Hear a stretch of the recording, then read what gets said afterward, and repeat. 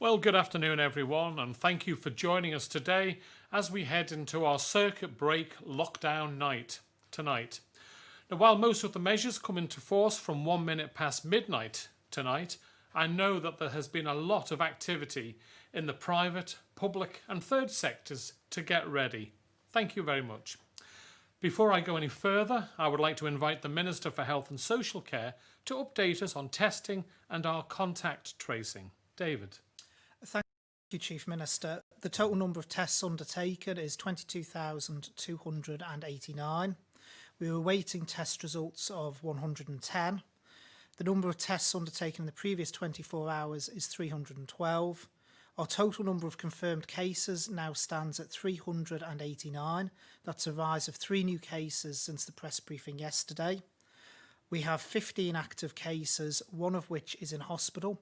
In relation to the 3 new cases, the 2 of them are day 1 tests, and they do not relate, of the 3 new cases, as far as we can tell, to what was being identified in recent days. Thank you, Chief Minister. Thank you very much, David. It will, of course, take some time to get a full picture of the spread in our community. Turning to progress with our contact tracing, I'll now hand over to our Director of Health, Dr. Hewitt. Henrietta, would you like to give us an update, please? Thank you, Chief Minister. Yesterday we identified the Truth Wine and Tapas Bar on Parliament Street in Ramsey as a high-risk location for COVID-19. We asked anyone who'd attended the bar, either on New Year's Eve between 5 p.m. and 1 a.m, or Saturday 2nd of January between 5 p.m. and 11:45 p.m, to self-isolate immediately.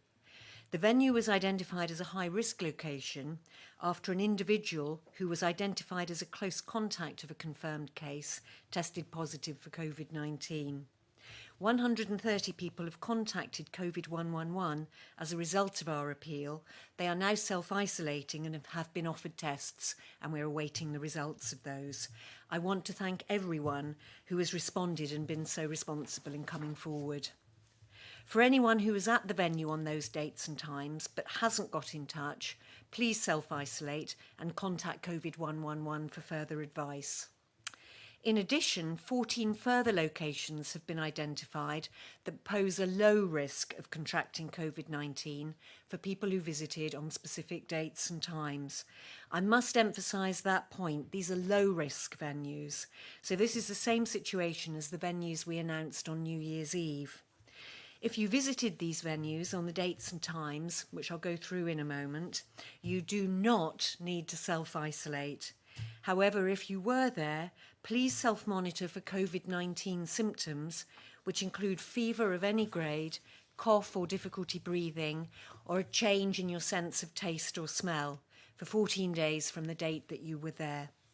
If you develop any of those symptoms, please self-isolate immediately and call COVID 111 for further advice. The businesses that have been visited and that are on the list I'm about to read do not need to do anything in relation to this. The dates and times and venues are as follows. Thursday 31st of December 2020, 1300 to 1400, that's 1 o'clock to 2 o'clock p.m, Mad Hatters, Victoria Buildings, 54 Parliament Street, Ramsey. 1 o'clock to 2 p.m, same day, Pure Inspiration, Parliament Street, Ramsey. 20 past 8 to 20 past midnight, Majestic Chinese, King Edward Road, Douglas.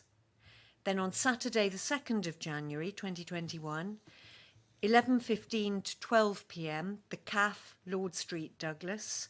12 o'clock to 1 o'clock p.m, Capone's, Strand Street, Douglas. 12:15 to 2 o'clock, B&B Furniture, Snugborough Trading Estate, Douglas. 12:30 to 1:30, Tesco's in Douglas. 1 o'clock to 1:30, Burton's in Strand Street, Douglas. 1 o'clock to 1:30, Jack's Store, Strand Street, Douglas. 1:30 to 2 o'clock, Curry's, Spring Valley Industrial Estate. 2:15 to 2:45, B&Q, Spring Valley Industrial Estate. 3 o'clock to 3:30, McDonald's, Peel Road, Douglas. That's people who were in there for sit-in only. 3:30 to 3:45, Court Cafe, Parliament Street, Ramsey. 3:30 to 2 minutes past 4, Ramsey Self-Service Laundry, St Paul's Square, Ramsey. I know that's an awful long list of both venues and times, and all that information will shortly be available on the gov.im site. Thank you, Chief Minister. Thank you very much, Henrietta, for that update. My thanks go out to everyone who has come forward following our appeal, and thank you for being responsible and doing the right thing. None of the decisions that we took yesterday were easy, but as I described earlier, given what we know about the virus and about the wider context in which we sit, it was right to be bold. We do not claim to have all the answers at this stage, but it was clear to all in the Council of Ministers that the worst course of action would have been taking no decision at all. One set of decisions that were particularly difficult was around schools, and I know this impacted a lot of people on the island. Rightly, it is extremely emotive. As well as the Minister for Health and Social Care and our Director of Public Health, we are joined today by Dr Alex Allinson, the Minister for Education, Sport and Culture, who will be able to update us on preparations currently underway in our schools. Before I hand over to Dr Allinson, I would like to pick up on a couple of points of clarification from yesterday's announcements. There was a lot to communicate yesterday, and if some things were not clear, then I apologise. Much of what we announced yesterday would have been familiar to people. It was broadly what we experienced at different moments last spring. One aspect that was new was our approach regarding face coverings, and I know this has led to some questions from the public. I would like to take a minute or two to clarify. Do please excuse me if I cover some of the same ground as yesterday, but I want to ensure we are as clear as possible. The overarching headline is simple. We strongly recommend that you wear a face covering whenever you are out of your house. As the Director of Public Health described yesterday, the more scientists observe and understand the virus, the more they are aware that face coverings play a really important role in reducing the risk to the wearer and those around. Face coverings can have a real impact on reducing the spread of the virus. I hope this is clear. This would apply to the vast majority of cases. There is some detail that is important for me to mention. A face covering will be compulsory on public transport. For your daily exercise, it is not compulsory. It is a matter for you. If you wear one, then please do. But we fully appreciate that some exercise makes this impractical. But please be responsible. Stay away from other people. There is an exception to this last point.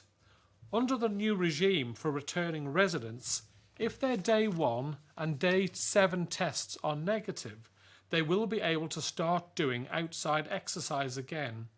But for these people, a face covering will be compulsory. They will have to tailor their exercise accordingly. As to those who are still in a workplace beyond tonight, for whatever reason, the same advice applies. When moving around the workplace and in any communal settings, please wear a face covering. If you are sat or stood at your workplace and socially distanced on your own for prolonged periods, then we do understand a face covering may not always be necessary. But for the moment, we are content that this is a matter for employees and for their employers.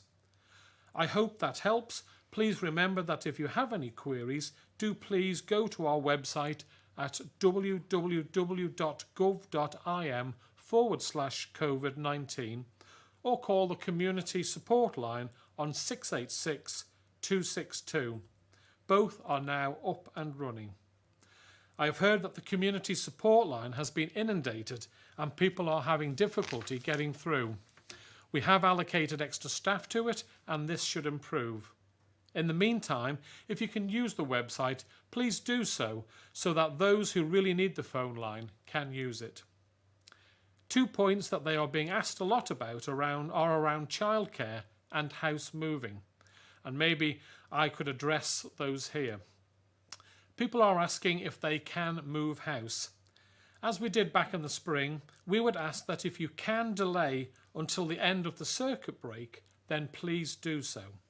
However, if it is not possible, by which I mean you are contractually obliged to proceed, then house moves can take place, but only in accordance with the strictest possible social distancing measures in place. But to be clear, house viewings should not proceed at this time. On the childcare point, people have been asking whether a grandparent or close family member can look after children during this lockdown period. The answer is that yes, for children of essential workers only. So that's essential workers only children, as long as that family member is not shielding, and as long as the children were dropped door to door. No popping in for a cup of tea, please.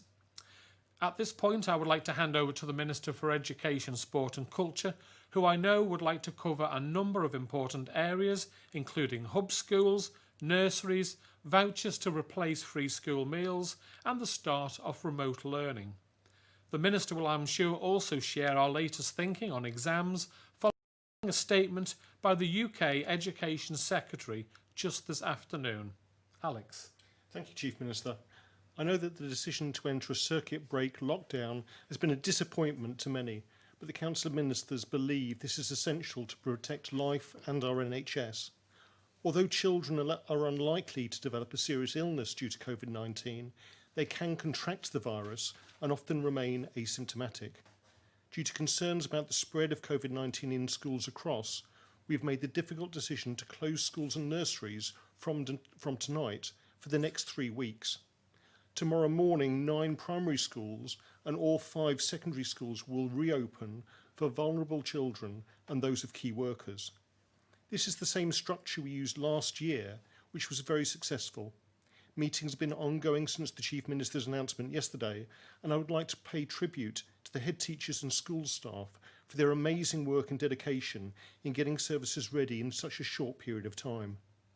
The usual bus service will not be running from tomorrow. Students are encouraged to take one of the scheduled buses or get to their school another way. We will be discussing transport provision for next week once we know the potential demand. The Chief Minister has already discussed evidence about the use of face coverings in controlling the spread of the disease. Any pupil or teacher who wishes to wear a face covering within a school is welcome to do so. This is not compulsory, and we would ask people to bring their own reusable mask if possible, but supplies of PPE will be made available.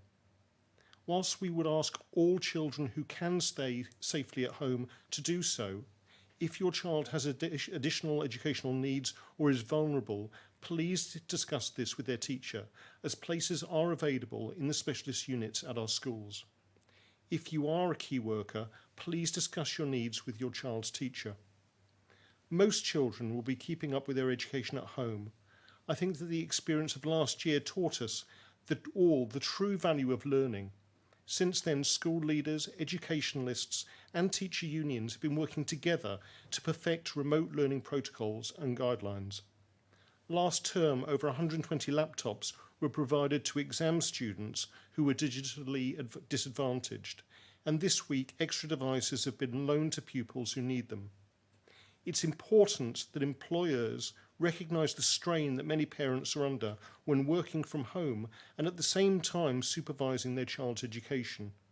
Parents shouldn't have to become teachers themselves, and our remote learning provision will make sure that pupils can keep up with their own school's curriculum over the next 3 weeks.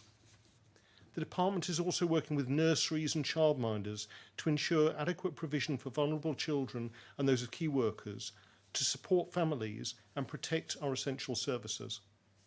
Our school cleaners and kitchen staff are essential for keeping our schools safe and serving hot daily meals.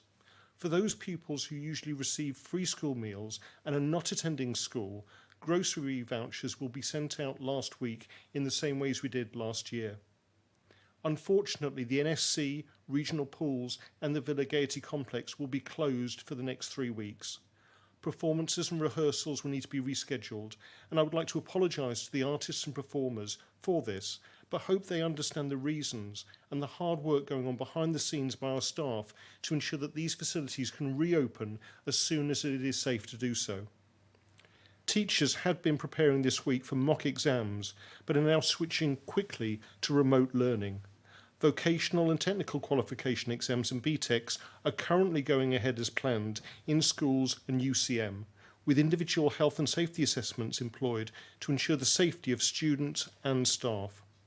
The future of exams this summer has been placed in doubt by the UK Prime Minister's statement earlier this week. Earlier today, England's Education Secretary, Gavin Williamson, announced that English Ofqual regulated GCSEs and A-levels would now not be taking place this year, and as he said, we would be putting our trust in teachers rather than algorithms. The department is in regular communication with the Cambridge International Assessment Board, who mark the IGCSE and IA levels, to clarify their position on whether these exams will also now be taking place or whether we will be switching to teacher assessment, and we will try to get that information to all those involved as soon as possible. We will ensure that all Isle of Man students are on a level playing field with their United Kingdom compatriots, and that they get the chance to fulfil their potential and achieve their educational goals. Whatever the uncertainty, it is vitally important that all our students continue to learn, whether at a hub school or at home, continue their coursework, assessments, and keep up with the curriculum. Our university students who were planning to return to colleges in the UK are advised to speak to their faculties. Many courses have now been made available online, and colleges are dissuading students from returning during January. Some subjects, which include practical assessments such as medicine and health-related courses, nursing and education, will be restarting as planned. Should any student require further advice on perhaps changing their higher education course, practicals to support, or pastoral care, they are invited to contact UCM, which has made some of their staff available to support Isle of Man students studying across. Their education must not become a victim of this virus, and with help of their parents, families, and the excellent teachers and lecturers we have on our island, we can get through the next 3 weeks and then get back on track. Thank you, Chief Minister. Thanks very much, Alex. Now, midnight tonight sees us heading into a new phase in our struggle against COVID. I would like to go through the major changes that will come into force for these next 21 days. The most important point is that we need everyone to stay at home as much as possible. Only go into work if you cannot work from home, and if you absolutely have to go in, then please ensure rigorous social distancing. If you do need to go out, then please wear a face covering and maintain a 2-metre distance from anyone who is not a member of your household. Face coverings will be compulsory in public transport. Please do not gather indoors or out with anyone who is not a member of your household. Yes, you can go out to exercise, but please only either alone or with members of your household. And as earlier mentioned, please be considerate to others. As you've just heard, schools and nurseries for the 21-day period will only be available to children of critical workers and vulnerable children. All hospitality, lifestyle, businesses, leisure facilities and non-essential shops will close tonight. The only exception for hospitality will be for takeaway or delivery. No eating in. When you go shopping, please minimise numbers. One person from a household or one person and a child only if you are a single parent. And please think of others. There are no problems with food supplies. Hoarding is not necessary and will only impact on other members of our community. If you shielded last time, do so again, initially for 1 week while we review. We would strongly encourage you to not travel off island. But from tomorrow morning, if you are returning to the island, you cannot self-isolate with anyone you didn't travel with, and you will need to take and pay for 3 tests. If you don't want to do 3 tests, then you will have to isolate for 21 days. I know none of this will be easy. We have been incredibly lucky for the last 6 months or so. I am hopeful that if we get the circuit break right, and if everyone plays their part, we can get back to that enviable position. Meanwhile, our vaccination programme will continue, and I have asked the Health and Social Care Minister to give us a full update on that tomorrow. I mentioned yesterday that the Treasury has put back in place a range of financial support. They have now put out some additional detail on that, and I hope the Treasury Minister will brief you in more detail this week. I will pause now and take some questions from the media. And first we have is Helen McKenna from Isle of Man newspapers. Good afternoon, Helen. Faster Mai. Good afternoon, Ministers. Firstly, has the Governor signed a new state of emergency document? That's being done as we speak, and everything has been agreed by the Council of Ministers, and that will be in place for all these measures coming in place tonight. Okay, and my second question is, 1 second, got lots of notes. What clarification can be given about whether university students will require exemptions? Obviously, you've mentioned that they've been advised to speak to UCM, but can you give any clarification on this? Alex, would you like to say that, please? Certainly. Sorry, Helen, were you talking about exemptions for travel or? Yes, so exemptions to travel back. Just to travel back. As far as we know, that there shouldn't be any problem leaving the island and then travelling in the United Kingdom back to their college or university. On New Year's Eve, the Secretary of State for University sent out a letter basically saying that the starting date for universities would be staggered over January, but those students who are studying key subjects that required practical evaluations should come back on time. And so far, we don't know that any Isle of Man student has been hindered in any way getting back to their university.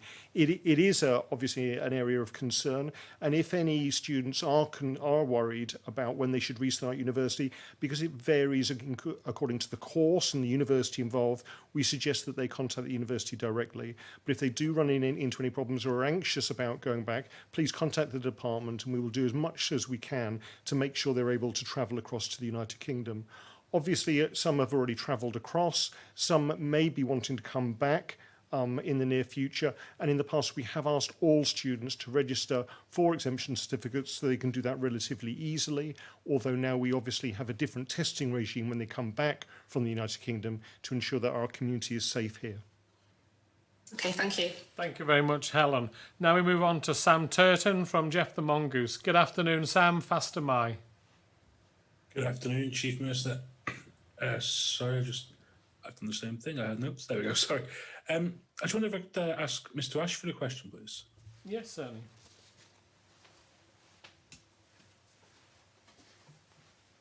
Fire away, Sam. Thank you. In yesterday's briefing, you said capacity at Nobles was limited. What is the status of the COVID ward, and what projections do we have for any potential increase in patients at Nobles that may be requiring treatment for COVID? So in relation to the COVID ward, Sam, at the moment we're using side rooms. So we've been using the side rooms. At the moment, we only have one patient, one COVID patient within the hospital who is located away in a side room, and any staff going in or out of that room are using appropriate PPE. Should we have a wider outbreak, should that be identified, we would go back to our plans which we had in place in the last outbreak, which was basically we would start shutting individual wards and making them into full COVID wards. Thank you. And secondly, in terms of vaccine rollout, there's been quite a lot of suggestion of people that we should be increasing the numbers that we are doing, given the state that we're in for a lockdown. Is this something that is being considered? And if not, why? Well, it's dependent upon deliveries, Sam. I think, as I've explained before, our deliveries are staged over the next 9 months. So it's not a case of the island is entitled to 180,000 vaccines and we're going to get them all in one go. They're actually staged deliveries. So we are rolling out the vaccines that we've got. The first 975 will be done this week. One good piece of good news that I can give is that, like a lot of places, people will have seen these reports where people have said they're getting 6 doses out of the vials instead of 5. That is the case with us as well. So we will be able to do more than we anticipated in shorter time. Thank you. Thank you very much, Sam. We now move on to Leanne Cook from 3FM. Good afternoon, Leanne. Faster Mai. Good afternoon, Chief Minister. My first question is probably the question we've received the most. Single parents particularly, they're wanting to know what these new restrictions mean for people who have joint custody for their children, who perhaps spend time between two different households. Yeah, I know I've responded to a few of these, and the answer is yes, if you are a divorced couple or a separated couple and you have responsibility for a child, then you are allowed for the child to continue to move between the households. That's what was allowed last time. However, again, there's no going in for a cup of tea and a chat between the parents, so that's probably unlikely. But the child can move backwards and forwards, and we just ask the people doing, taking the child from one household to the other to obviously be responsible with face coverings, hand washing, etc., and follow all the sensible rules. Okay, thank you. And my second question is for the Health Minister.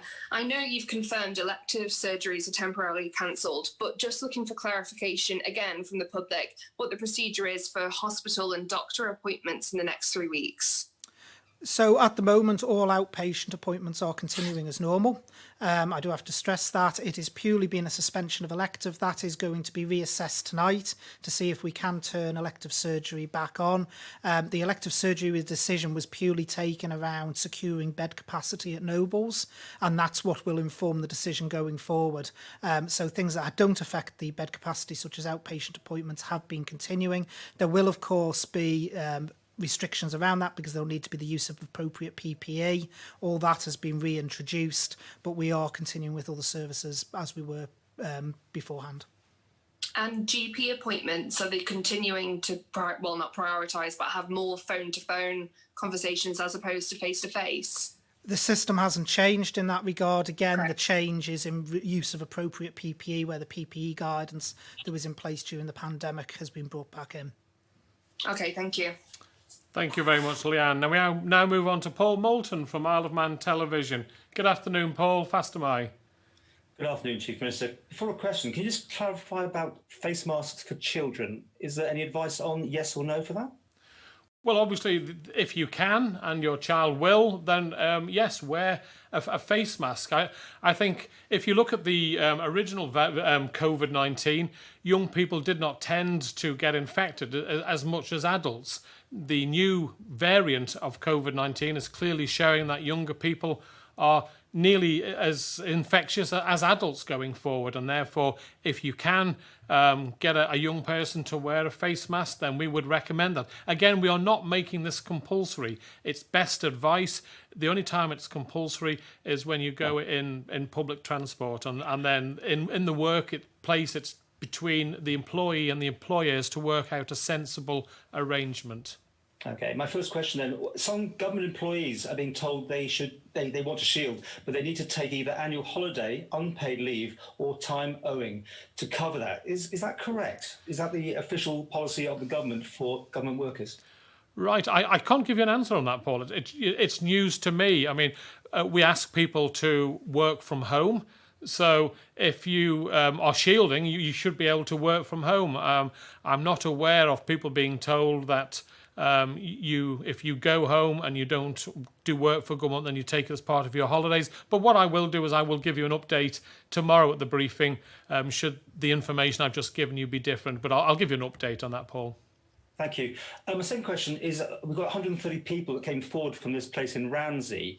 That's great, obviously, good news. But how many are you expecting now? And is the danger potentially there that people haven't come forward could be spreading without knowing it? Or, how can you get the information to make sure these people come forward? How many do you need to get a full house of people who have been to that venue?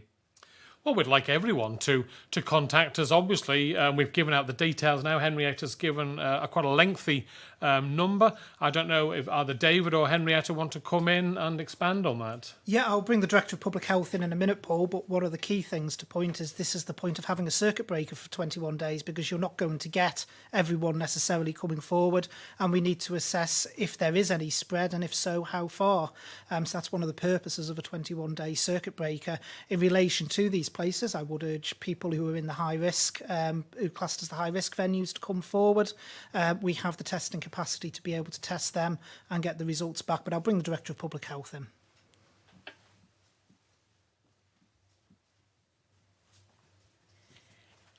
Actually, the Minister for Health has explained that very well, so I don't really have very much to add.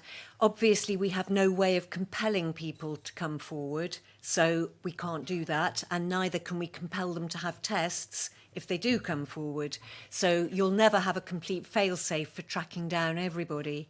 And as the Minister said, this is the reason for having the 21-day circuit breaker period put around this, because we cannot be sure, we cannot assure ourselves that we are going to be able to identify all the potential onward transmission chains from the clusters that have been identified. And therefore, we're having the period of 21 days to maximise the chance that if there is anything that has managed to get seeded out into the community, we will pick it up. So I'm just wondering if 130 was a good response in the sense, had they had in 500 people that night? Does anyone actually know how many people potentially need to come forward? We know pretty well how many need to come forward from one of the evenings because it was a booked event. And we have had very, very good response from that. The second evening, we don't have precise numbers, but we believe we're getting an extremely good response. We don't have any worries that people are not coming forward in large numbers. Okay, thank you very much, Paul. And just before we move on to Tim Glover from Manx Radio, if I could just say, I think Helen asked me about, from Alaman newspapers, about the state of emergency regulations. We're not doing this under the state of emergency regulations, so my apologies. We are with the regulations will be ready for tonight, but they will not be from the state of emergency. We've got new laws now, which we've taken through Tynwald. Some of them will be through our public health regulations. So just to clarify that point for you, Helen. So now we move on to Tim Glover from Manx Radio. Good afternoon, Tim. Faster Mai. Faster Mai, just on clarifications, it's not a way of trying to get an extra question, but I think there's an error in the venues that you've given out. The Majestic Chinese was quoted as 59 King Edward Road. To my knowledge and a lot of other people's knowledge, it's at the Palace Hotel on Central Promenade, is it not? I think you're probably correct there. We need to check that. Right, thanks for that, Tim. Sorry that we've got that wrong. We'll make sure it's on the website, but we'll take it for the clarification that you've given. Okay. Just with regard to the Truth Wine Bar and Tapas, they confirmed via social media that a staff member had tested positive yesterday.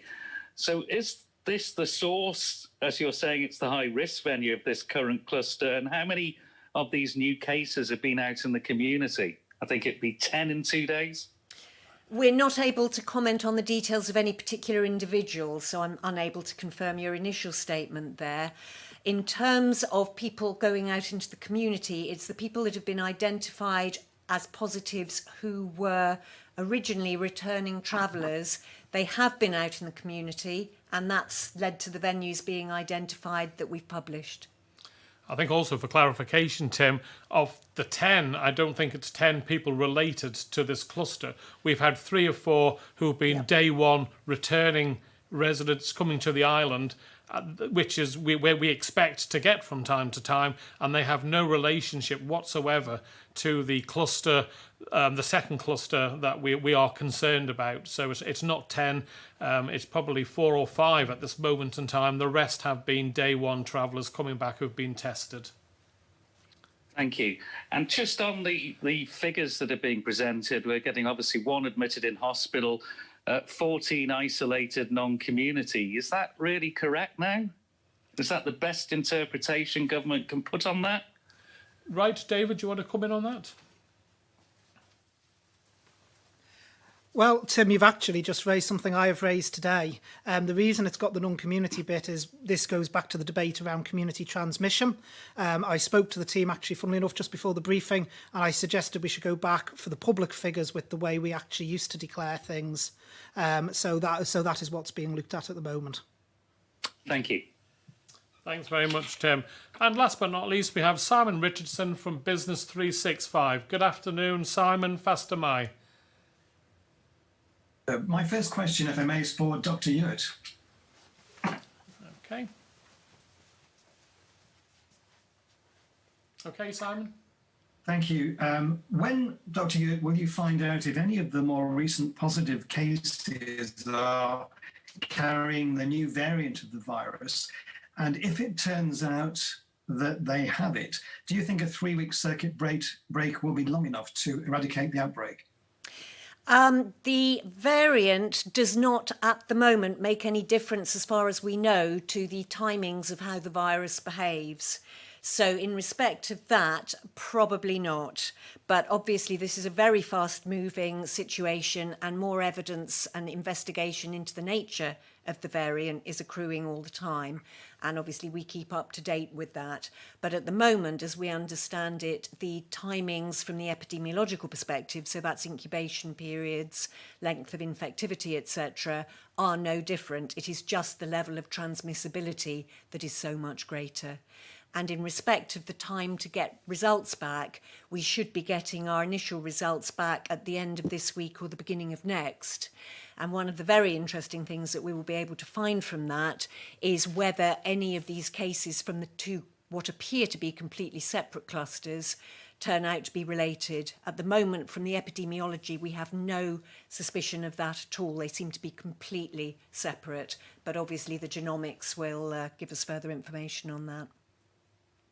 Thank you very much. My second question is for the Chief Minister.